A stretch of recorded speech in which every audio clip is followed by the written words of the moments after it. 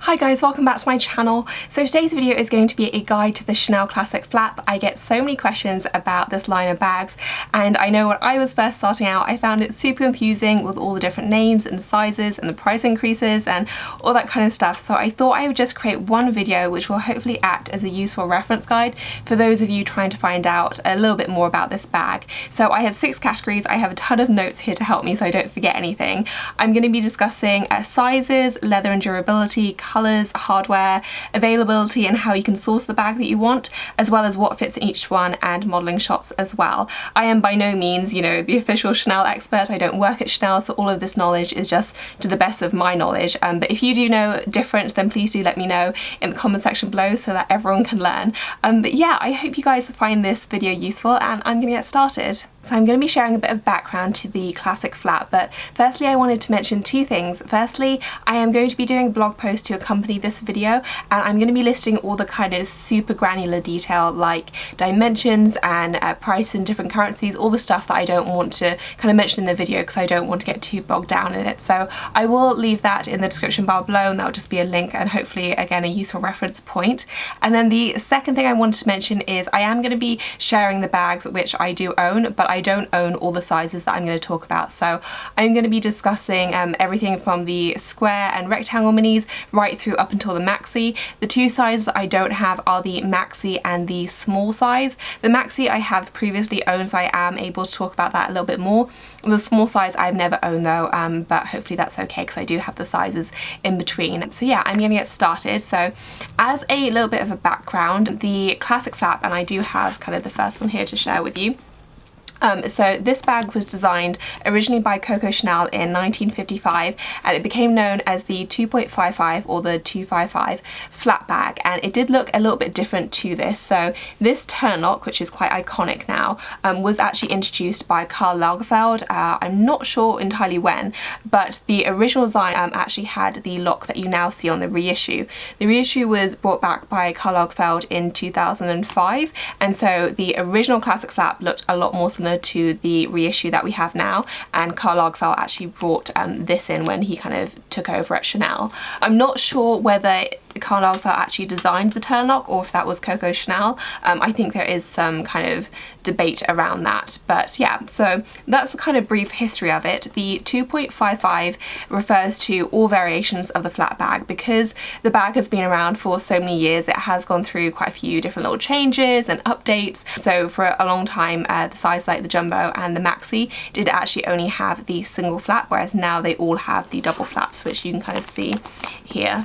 But there are so many different little variations, and so that's something to keep in mind, but they are all referred to as the 2.55. That kind of covers the whole wide spectrum of flat bags, I suppose. Not all of the bags I'm talking about are considered part of the kind of classic permanent line, so the minis in particular were discontinued from the permanent line quite a few years ago now, so those are seasonal bags. I will be discussing more about that in the availability section, but I wanted to include them in here because 1, they're really popular, and 2, I know I still, and lots of other people still consider them as part of the kind of classic line just because they have all the hallmarks of the Chanel Classic Flap.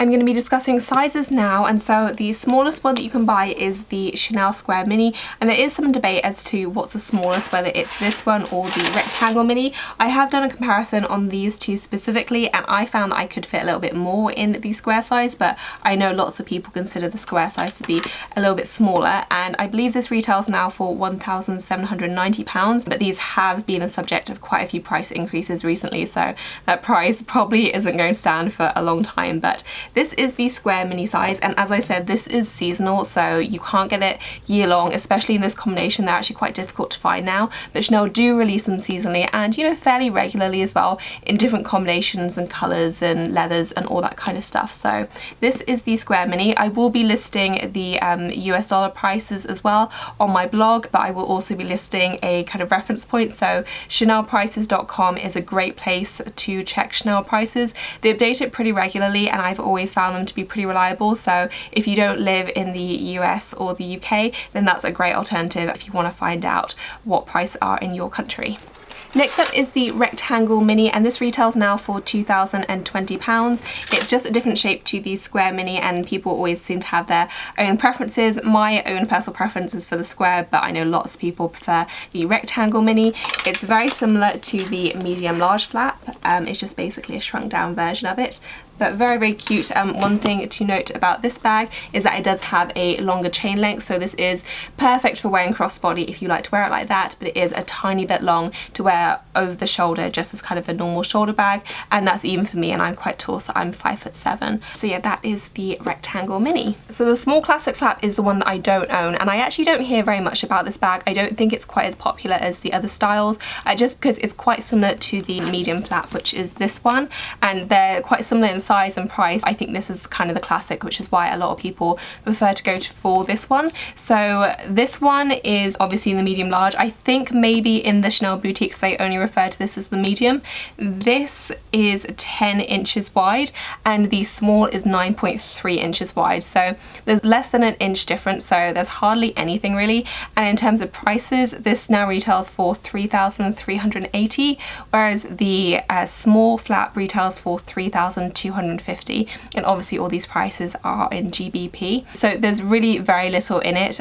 So if you were kind of debating, unless you were very, very petite and you wanted the small just to look a bit more, you know, proportional on you, then I would kind of recommend this, because I still think it's kind of small and dainty enough to look good on the vast majority of people. Next up is my personal favourite, which is the jumbo, and this now retails for $3,760. This goes through a lot of price increases, as does the medium flap, and for a size comparison, this is what they look like. There is quite a substantial size difference between them, and for me, I personally think the jumbo is a better buy just because you can fit a lot more in. I think it's a lot more versatile, and it is more expensive, but it's not a crazy price jump like it is from the mini to the medium large.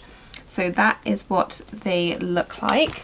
I don't have the maxi, as I mentioned. I have owned it previously. I did sell that. I sold it mainly because I got it in the lambskin and I wanted caviar, but I did decide to go down to the jumbo size, which for me is the kind of perfect size. I find this very versatile and can take it to kind of dinner and all day. I can take it anywhere pretty much, whereas the maxi I found just a little bit too big to kind of take on evenings out. That's just personal preference though, and it was a beautiful bag, and so if you want something a little bit bigger, then it's still a great option. The maxi now retails for £4,090, so a lot of money, and it is a little bit bigger, so it's about 1.2 inches wider than the Chanel jumbo. So the maxi measures in at 13 inches, whereas this is 11.8, so it's a little bit bigger. It's also a bit taller as well, not massively, but you can definitely notice it, and you can have it more in a maxi obviously because of that extra width. But yeah, that is the jumbo, and as I said, my personal favourite. I absolutely adore this bag and find it very, very just useful and beautiful and great for all occasions really. I'm going to be showing what can fit inside each bag now. So I filled my jumbo completely full, and I'm going to be transferring the contents into consecutively smaller bags, showing you what I have to leave out in order to get that bag closed. Before I do that though, I did just want to mention two things that I get asked quite a lot. So firstly, the weight of this bag. I don't find the jumbo particularly heavy. Obviously now that I filled it full of stuff, it is quite heavy, but generally speaking, I don't find the weight to bother me at all. And the second question is whether I prefer my Chanel bags to be made in France or Italy, and I don't really have a preference. I've never noticed any quality difference between those made in Italy or France, so I don't really have a preferred country either way. So I'm going to go ahead and show you what's inside each one. I have filled this bag pretty full, as you can see, but there is definitely a bit of room here, so you could potentially put an umbrella or some snacks or a few other things in here if you wanted to. So I have my sunglasses in here first. I have a camera. I have a Chanel card holder. I have my key holder. I have my iPhone, which is an iPhone 6. I have a mini pochette. I have my Tangle teaser.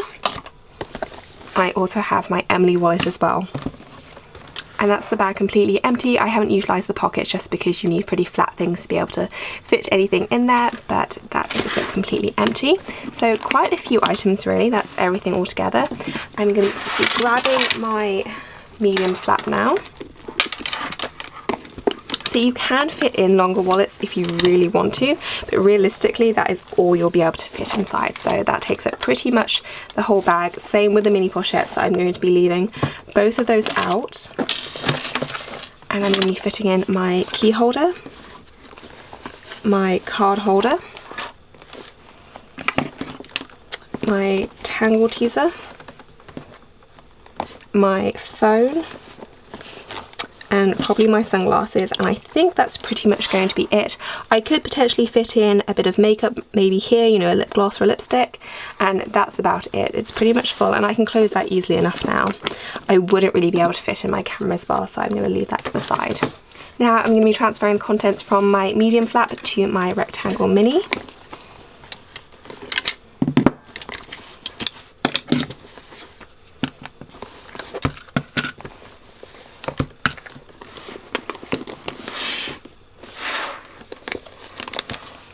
And in goes my card holder, my key holder. I don't think I'm going to be able to fit my tangle teaser, maybe just. But if I want to fit my phone in as well, I don't think I'm going to be able to close that very easily, and you could already tell that's stretching out a little bit, and while I could close it, I would have to force it a little bit, which I don't want to do. So I'm going to leave my tangle teaser out, and instead I'm just going to pop my sunglasses on there, which do fit quite nicely, and that does leave a little bit of room for a lipstick or a lip gloss as well, and I can close that fairly easily. So just the one item I had to leave out, which was my tangle teaser. I'm now going to be transferring my contents from my rectangle mini to my square mini.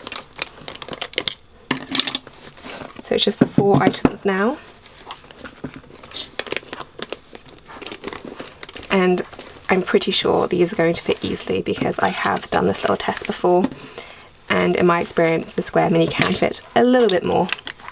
So that fits really, really easily, and there is quite a bit of space, especially down the side. You can definitely fit stuff in there, and you could probably add another thin thing, so maybe, you know, a passport or something there, and maybe a couple of things on top as well. So this does fit everything a little bit easier than the rectangle. So in order of kind of what can fit in, that fits, the rectangle fits the least, the square mini fits a little bit more, and the medium large fits a little bit more again. But to be honest, there's not really a huge amount in it between all three. Obviously there are quite significant price differences between the three.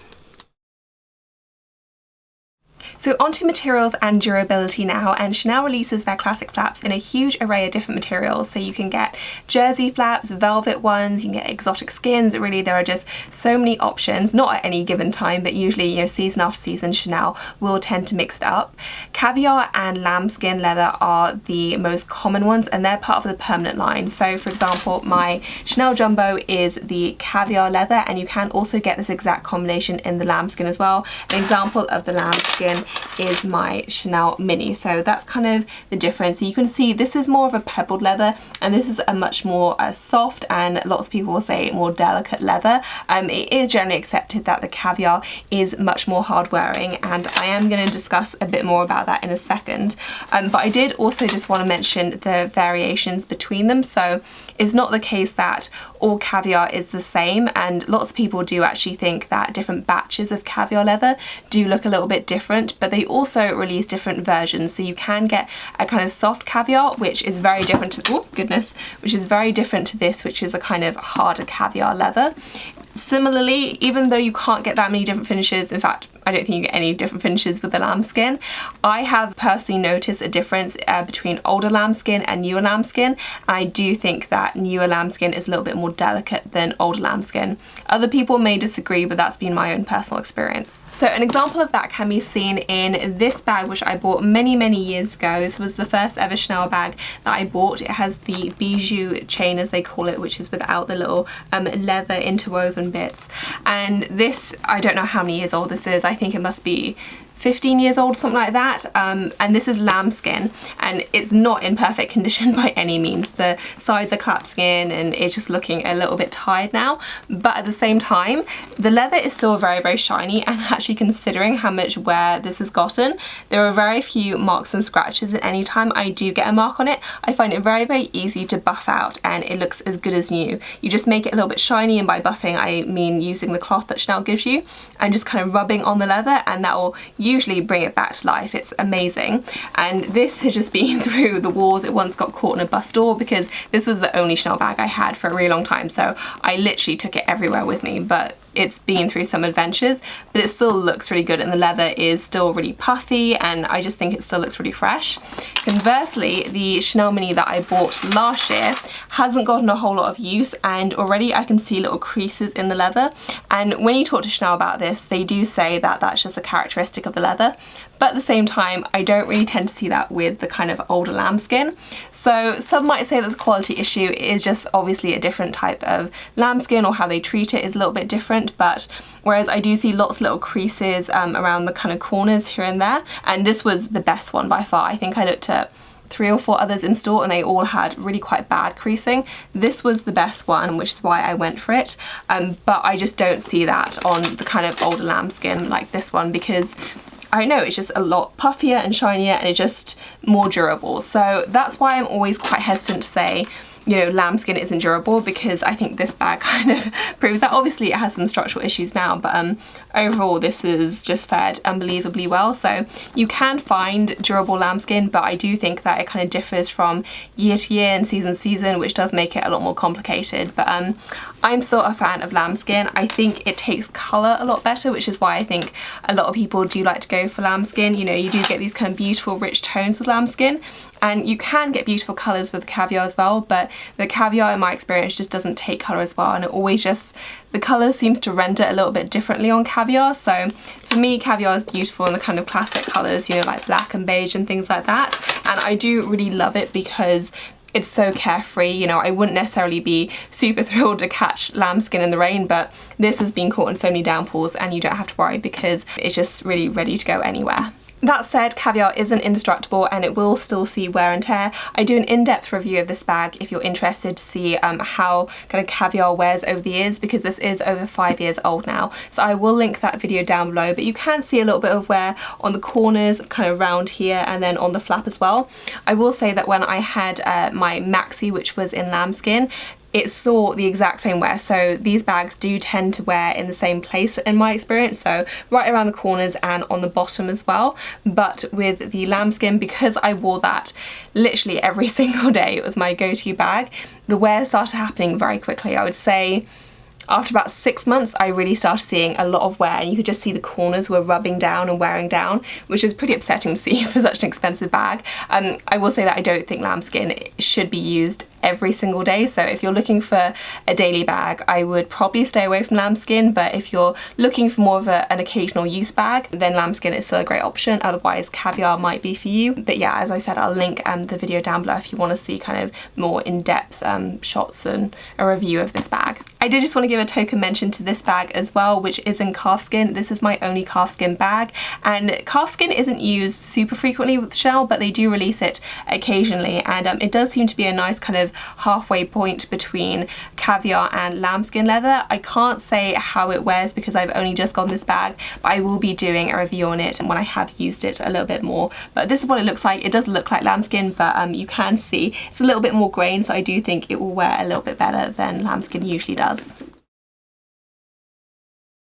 Onto colours and hardware now. So all Chanel colours are actually seasonal. The only classic colour in Chanel's line is the black. They used to have the beige clair as part of their classic line, but I've been told they have just discontinued the beige from their permanent line, so that's also considered seasonal now as well, and I'm not really sure how difficult it is to get hold of anymore. I would imagine it is more difficult because, generally speaking, as soon as things become seasonal, they're trickier to get because obviously they aren't around all of the time. It's always really difficult to tell what Chanel is going to release and when, so there's really no rhyme or reason to it. It just appears to be whenever they feel like it. So I know some people who have a particular love for a colour, whether that's purple or a particular shade of blue, could be waiting many years. You know, Chanel don't release them on a regular schedule, and I know there was a really long period of time when Chanel just didn't release any red bags at all, and then, you know, in recent years they've been releasing them all the time. So there really doesn't seem to be any rhyme or reason, so it's just a case of kind of keeping an eye on what's coming up, and the best place to do that is the purse forum, or alternatively going in store to see what's coming up, although in my experience a lot of Chanel sales associates don't really know what's coming up, so often the internet is the best place to kind of find out about upcoming collections. One key thing to note is that Chanel never re-releases colours, so unless it's in the permanent line, i.e. now black, they will never re-release another colour, and so they'll always be slightly different, which is how I guess they get you to buy, because once it's gone and sold out, they won't be re-releasing that particular shade. In terms of hardware, there are many different types of hardware as well. So the most common are gold hardware and silver hardware. So examples of that are my Chanel Jumbo, which has the shiny gold hardware, which is part of the permanent line, and I don't have a classic flap, I don't think, with the silver, but this isn't really, this is a Mademoiselle line flap, but this does have the kind of shiny silver hardware as well. So those are the two most common, but you can get all different types of hardware. So you can get ruthenium hardware as well, and that's for my boy bag, so I'll just grab that. So this is what the ruthenium hardware looks like, which is basically a gunmetal colour, and this is in the dull style, but you can get it shiny, and I have an example of that as well. So this is an example of the shiny ruthenium hardware. You can tell it's a lot shinier than the duller one. I personally like both, but that's kind of down to personal preference and also what Chanel happens to release that season. Another example of a different type of hardware is the hardware on my Mini, which is a kind of muted gold hardware. So if I compare it to, let me grab my beige flap. So I don't know if you'll be able to see this with the light, but hopefully I'll be able to insert close-ups. This is a much brighter gold, whereas this is a much lighter kind of gold shade. So there aren't really standard ones. Obviously you have the two kind of shiny bright gold and bright silver, which are part of the permanent line, but Chanel does do lots of different variations, and I imagine they're kind of similar to the colours in that they always kind of tweak them a bit. So hardware probably won't be exactly the same for, you know, like 3 to 5 years, though I do think they change up quite a bit. Other combinations include, I think there's brush gold hardware, which is really pretty, which is kind of a duller hardware. My newest kind of boy bag in the calfskin, this has a super shiny silver hardware, which is much shinier than my Mademoiselle line flap, so you can kind of see the difference there. So there are really endless combinations. You get so many different types of hardware, and again, there doesn't seem to be any rhyme or reason to what Chanel releases. It just seems to be whatever combination they fancy at the time. Onto availability now, and in Chanel World there are 6 seasons instead of 4. They are as follows. So it starts off with Cruise, and then there's Printemps, which is Spring Act 1, then there's Spring Act 2, or Summer as it's otherwise known, then there's Autumn or Pre-Fall, and then there's Fall Winter Act 1, Fall Winter Act 2. I have no idea why they do it like that. It's very confusing, but that seems to be what they do every year, and they do have specific delivery dates for different collections. In the UK there are no waiting lists, but in the US I believe there are waiting lists, so you can sometimes put your name down for things. Generally speaking, I've never found it too difficult to find something if it's within that season. So if I know it's being released that season, generally speaking you can track it down, especially if you find a sales assistant that's willing to kind of ship things to you and source things from other stores. There is also overlap as well, so you know the really popular bags will obviously sell out really quickly, but you can often find bags from previous seasons in a kind of later season as well. So it's not the case that as soon as one season begins they kind of chuck out everything from the previous season. They'll still sell it if they have it, but a lot of the seasonal pieces do sell out quite quickly. In terms of how you get the bag that you want, the best thing I can suggest is to make friends with a sales associate and or frequently go to Chanel boutiques to see what stock they have in. From what I can tell in London, Chanel boutiques do get deliveries Monday to Friday. I don't think that's going to be every day for every single boutique, but generally speaking, most of the sales assistants I've spoken to have said that they generally get deliveries in the morning. So if you're going to phone, it's best to phone around about 11 o'clock just before lunch, but after the morning time period where they do process deliveries. In terms of, obviously in the US it's a lot easier because you can just put your name down. In the UK you can't do that, and it's not like Hermes where, you know, a sales assistant will judge you and decide whether to sell a bag to you or not. If Chanel has the bag, they will sell the bag to you, but you can also get many different types of sales assistants or sales associates, sorry, and not all of them are super friendly, I found. So the one I have, or I like to deal with now, is amazing, and she's very lovely and will always try and source a bag if I want it. I have met many sales associates who, if they don't have the bag, they're just like, we don't have it.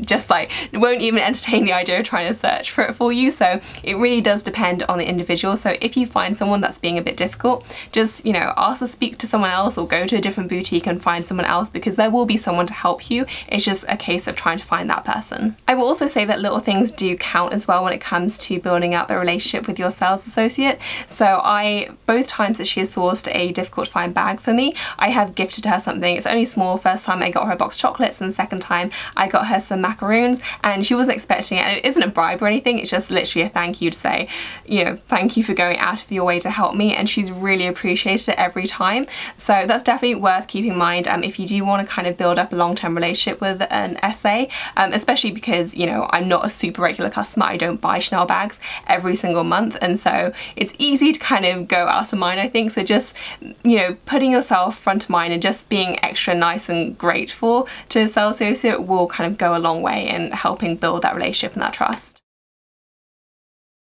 I am going to be sharing some modelling shots now, and so first up is my square mini, and it just looks like so. For me, this is perfect to wear on the shoulder, just how I like it. I think I did mention, but I am quite tall, so I am 5'7", so it is a little bit too short for me to wear crossbody. It hits me quite high, and so I would never really wear it like that, but if you don't mind it sitting a bit higher, you definitely could, or if you were a little bit shorter or smaller, then this could look very cute crossbody, but for me, I do prefer to wear it on the shoulder. In comparison, this is my rectangle mini, and it looks like so. So as you can see, it does fall quite a bit lower, and so that's the kind of difference. So it's definitely a longer chain, and you can wear it like this, and I do wear it just on the shoulder, but for me this looks a little bit better crossbody, and that's the kind of perfect crossbody length, I think. And then in comparison, you can see it sits much higher, the square, than it does the rectangle. So as for the medium large, you can just wear it like so on the shoulder. I used to wear my smaller Chanel bags like this. I don't really anymore. I feel like the trend is a little bit more to wear it just with the longer chain now. And that's what it looks like. This does have a much shorter chain than even my square mini. So if I grab my square mini, you can see it does sit a lot lower than the medium large, which does sit quite a bit higher.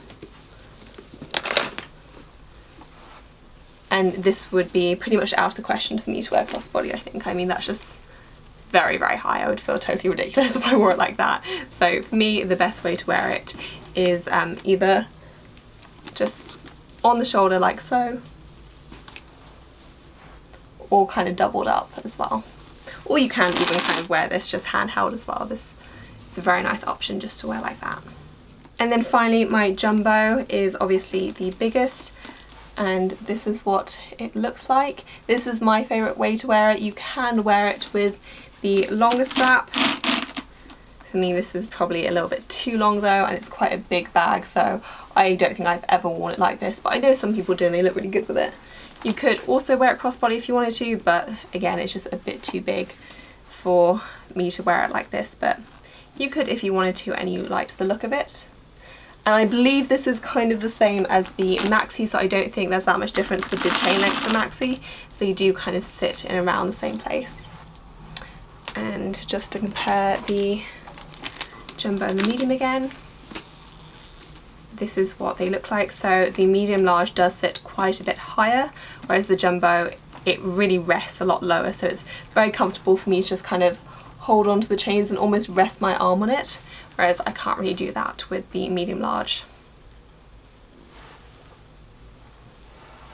So that's it for this video, guys. I hope that you enjoyed it and you found it useful. If I did miss anything out, then let me know in the comment section below, and if I have enough questions then I might do a Chanel specific Q&A kind of trying to answer them all. Otherwise I'll just answer them as and when I can in the comments section. If you're interested, for what it's worth, my personal favourites are the Chanel Jumbo. Everyone knows this who watched my channel, but this is just my absolute baby.